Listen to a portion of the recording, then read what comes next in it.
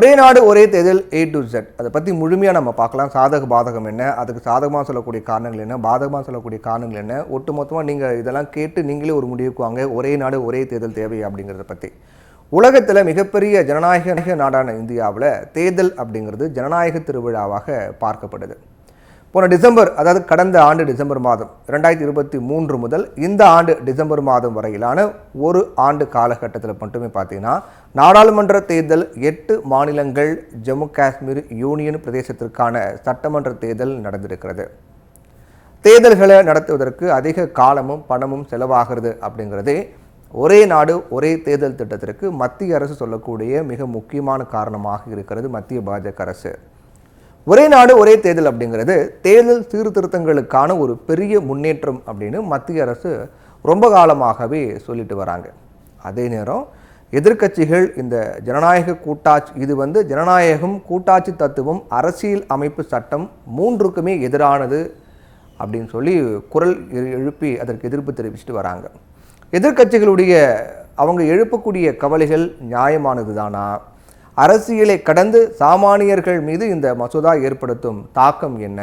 இந்த மசோதாவை மக்களவையில் அறிமுகம் செய்வது தொடர்பான வாக்கெடுப்புக்கு பின் முடிவுகளை மக்களவை சபாநாயகர் அறிவித்தார்.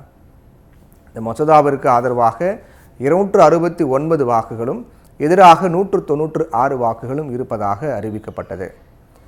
இதைத் தொடர்ந்து ஒரே நாடு ஒரே தேர்தல் தொடர்பான மசோதாவை சட்டத்துறை அமைச்சர் அர்ஜுன் ராம் மேக்வால் தாக்கல் பண்ணார். இந்த மசோதா நாடாளுமன்ற கூட்டுக்குழுவின் ஆய்வுக்கு அனுப்பப்பட்டு இருக்கிறது. நாடாளுமன்றத்தில் இந்த மசோதா அறிமுகம் செய்யப்படுவதற்கு முன்னதாக நாட்டின் பன்முகத்தன்மையும் ஜனநாயகத்தையும் கொன்று குழித்து நாட்டை ஒற்றையாட்சி முறை என்னும் பேரழிவுக்குள் தள்ளிவிடும் அப்படின்னு ஒரே நாடு ஒரே தேர்தல் குறித்து தமிழ்நாடு முதலமைச்சர் மு க ஸ்டாலின் கடுமையாக விமர்சித்திருந்தார். இந்த திட்டம் ஜனநாயகத்திற்கு எதிரானது அப்படின்னு சொல்லி காங்கிரஸ், சமாஜ்வாதி உள்ளிட்ட பல கட்சிகளும் எதிர்க்கட்சிகளும் எதிர்ப்பை பதிவு பண்ணிட்டு வராங்க. காங்கிரஸ் எம்பி மணிஷ் திவாரி மக்களவையில் இதை பற்றி பேசும்போது ஒரே நாடு ஒரே தேர்தல் மசோதா அரசியல் அமைப்பின் அடிப்படை கோட்பாட்டின் மீதான தாக்குதல் அப்படின்னு சொன்னார். கடந்த 5 ஆண்டுகளில் 800 நாட்கள் தேர்தல் நன்னடத்தை விதிகள் அமலில் இருந்ததால் நலத்திட்டங்களை செயல்படுத்துவது தாமதமானதாக இருக்குது அப்படின்னு பாஜக சொல்கிறாங்க. அவங்க ஒன்று சொல்கிறாங்க, இவங்க ஒன்று சொல்கிறாங்க. ஒரே நாடு ஒரே தேர்தல் குறித்த பரிந்துரைகளுக்காக குடியரசுத் தலைவர், இப்போ இல்லை முன்னாள் குடியரசுத் தலைவர் ராம்நாத் கோவிந்த் தலைமையில் அமைக்கப்பட்ட குழுவில் 47 கட்சிகள் தங்கள் கருத்துக்களை பதிவு பண்ணியிருக்காங்க. அதில் 32 கட்சிகள் ஆதரவாகவும் 15 கட்சிகள் எதிராகவும் கருத்து பதிவு பண்ணியிருக்காங்க. தேர்தலுக்கான நேரம், செலவினங்கள், வளங்களை பயன்படுத்துவது, இது எல்லாத்தையும் கருத்தில் கொண்டு இந்த மசோதாவுக்கு பாஜகவும் அதன் கூட்டணி கட்சிகளும் ஆதரவு தெரிவித்து வராங்க. நேரம், செலவினங்களை தாண்டி தேர்தல் நியாயமானதாக நடைபெறணும் அப்படிங்கிறது தான் தலையாய விஷயமாக இருக்கிறது அப்படின்னு குறிப்பாக நம்ம சொல்லணும்னா, ஏற்கனவே இந்தியாவினுடைய தலைமை தேர்தல் ஆணையர் நியமன நடைமுறையை மாற்று மசோதா குறித்த கேள்வி இங்கே எழுப்பப்பட்டது. அது நியாயமானதாக இருக்கா அப்படிங்கிற கேள்வி எழுப்பப்பட்டது. பிரதமரால் நியமிக்கப்படக்கூடிய ஒரு அமைச்சர், மக்களவையின் எதிர்க்கட்சி தலைவர் ஆகிய மூவரை கொண்ட குழுவில் யாரேனும் 2 பேர் என்ன முடிவெடுக்கிறாங்களோ அதன் அடிப்படையில் தான் தேர்தல் ஆணையர் நியமனம் நடைபெறும் அப்படின்ற வகையில் சட்ட திருத்த மசோதாவை மத்திய அரசு தாக்கல் பண்ணாங்க. இந்த நடைமுறையே ஆளுங்கட்சிக்கு சாதகமானவரை தேர்தல் ஆணையராக நியமிப்பதற்கான முடிவு அப்படின்னு சொல்லப்படுது. இந்த மசோதாவை எதிர்த்து தொடரப்பட்ட வழக்குகள் உச்சநீதிமன்றத்தில் நிலுவையில் இருக்குது. இந்த தேர்தல் ஆணையர் அந்த மசோதா இருக்கு இல்லையா, திருத்தம் பண்ணாங்களா, அந்த வழக்கு நிலுவையில் இருக்குது. ஹரியானா சட்டமன்ற தேர்தல் முடிவுகளின் போது தேர்தல் ஆணையத்தினுடைய இணையதளத்தில் முடிவுகளை தாமதமாக பதிவேற்றுவதாக எதிர்க்கட்சிகள் குற்றம் சாட்டி எழுப்பியது குறிப்பிடத்தக்கது. எலெக்ஷன் தேர்தல்கள் நியாயமாக நடைபெறுகிறதா அப்படிங்கிற கேள்வி பல காலமாக இருக்குது.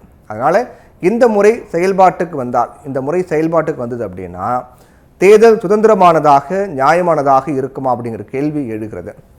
தேர்தல் நியாயமானதாக நடைபெறும் அப்படிங்கிற நம்பிக்கை முதல்ல மக்களுக்கு இருக்கணும். மக்களால் தேர்ந்தெடுக்கப்பட்ட கட்சி 5 ஆண்டுகள் நீடிக்கணும் அப்படிங்கிறது அரசியல் அமைப்பு உரிமை அப்படின்னு சொல்லப்படுது. அப்படின்னு இருக்கும்போது எதுக்காக இந்த மாதிரி இருக்கணும்? 5 ஆண்டுகள் இருக்கணும். ஒரே நாடு ஒரே தேர்தல் செயல்படுத்தப்பட்டால் சில மாநிலங்களில் 5 ஆண்டுகளுக்குள்ளாகவே எலெக்ஷன் நடத்தக்கூடிய சூழல் ஏற்படும். அப்படி இல்லாட்டி அந்த சட்டமன்றங்களில் கால அளவை நீட்டிக்க வேண்டியிருக்கும். ரெண்டுமே அரசியலமைப்பு சட்டத்திற்கு எதிரானது. தேர்தல்களால் செலவுகள் அதிகரிக்கிறது அப்படிங்கிறதால இந்த முறையை கொண்டு வராங்க. ஆனால் ஜனநாயகத்திற்கு சில விலைகள் கொடுத்துதான் ஆக வேண்டும். நியாயமான தேர்தல் தான் இலக்காக இருக்கணும். ஒரே நாடு ஒரே தேர்தல் வந்தால் தேர்தல்கள் நியாயமாக இருக்குமா அப்படிங்கிறதா நம்ம கேள்வியாக இருக்கணுமே தவிர, ஜனநாயகத்தை அதுதான் ஜனநாயகத்தை காக்கும். அதை விட்டு தேர்தல் செலவை குறைப்பதற்காக கொண்டு வரோம் அப்படின்னா சொல்கிறது மிக மிக தவறாக தான் சொல்லப்படுது. ஒருவேளை ஒரே நேரத்தில் தேர்தல் நடைபெற்று நாடாளுமன்றத்தில் பெரும்பான்மையுடனும் 2/3 பங்கு மாநிலங்களின் ஒரே கட்சியோ அல்லது ஒரு கட்சியை தலைமையாக கொண்ட கூட்டணியோ ஆட்சி பிடிக்கிறது அப்படின்னு வச்சுக்கிட்டோம்னா அரசியலமைப்பு சட்டத்தையே மாற்றிவிடலாம். சர்வாதிகாரம் மாறிவிடும். சட்டமன்ற தேர்தலில் ஒரு கட்சிக்கு மக்கள் வாக்களிப்பாங்க. ஆனால் தேர்வு செய்யப்பட்டவர்களுடைய நடவடிக்கை பிடிக்கல அப்படின்னா நாடாளுமன்ற தேர்தலில் அந்த கட்சிக்கு எதிராக வாக்களிக்கக்கூடிய உரிமை மக்களுக்கு இருக்குது. இது மக்களை மறைமுகமாக அதிகாரப்படுத்துகிறது. ஆனால் ஒரே நாடு ஒரே தேர்தல் வந்தால் ஒரே நேரத்தில் 2 அவைகளுக்கும் வாக்களித்து விட்டு 5 ஆண்டுகள் மீண்டும் காத்திருக்க வேண்டும். தேர்தல் என்பது ஜனநாயக நடைமுறை தானே. தனித்தனியாக நடைபெறும் போது தான் மக்களுக்கு பிரதிநிதிகள் வாக்குறுதி அளிப்பாங்க. ஏற்கனவே வாக்குறுதி அளித்த திட்டங்களின் நிலை என்ன என்பதற்கான பதில் மக்களுக்கு அப்போதான் கிடைக்கும். ஒரே நேரத்தில் வாக்களிச்சுட்டு அடுத்த 5 ஆண்டுகளுக்கு ஒன்றுமே நினைக்கக்கூடாது அப்படிங்கிறதே அரசியலற்ற ஜனநாயகமற்ற நிலையை நோக்கி செல்லும். அதுக்கான வழிவகுக்கும். நாடாளுமன்ற தேர்தலில் எந்த கட்சிக்கு வாக்களித்தாங்களோ அதே கட்சிக்கு தான் சட்டமன்ற தேர்தலையும் மக்கள் வாக்களிப்பாங்க அப்படிங்கிறது தவறு தான். அது எத்தனையோ தேர்தல்களை மக்கள் நிரூபிச்சிருக்காங்க.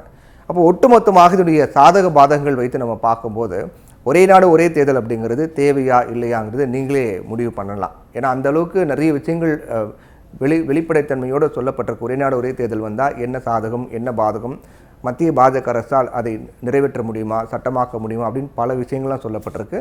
இப்போ ஒரு சாமானியருக்கு இது எந்த தாக்கத்தை ஏற்படுது அப்படிங்கிறத பற்றி உங்களுக்கு எல்லாமே நல்லா புரிஞ்சிருக்கும்.